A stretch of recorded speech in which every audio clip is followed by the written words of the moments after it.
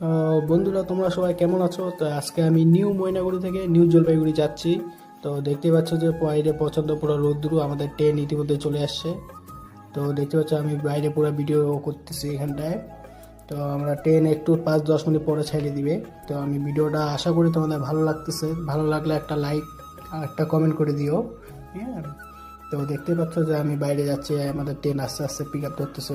তো দেখতে পাচ্ছ অনেক পিক আপে শুরু করে দিচ্ছে। তো দেখতে দেখতে আমরা তিস্তার মধ্যে পৌঁছে গেছি। তো তিস্তাতে দেখছো পুরো পিক আপের ট্রেনটা কিন্তু যাচ্ছে। এটা কিন্তু ভিডিওটা কোনো স্কিপ করি নাই, এটা ওরকমই পিক আপ। দেখতে পাচ্ছ বাইরে ভিডিওটা। তো বাইরের ভিউটা আমার এদিকে আর একটা ট্রেন চলে যাচ্ছে আমাদের পাশ দিয়ে।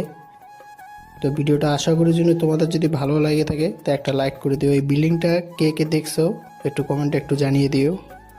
আর এই নদীতে তো দেখছি সে জলই নাই, কেন এত প্রচণ্ড রোদ্দুরের মধ্যে জল কোথা থেকে থাকবে। তো নৌখোলাহাট আমরা পৌঁছে গেলাম দেখতে দেখতেই।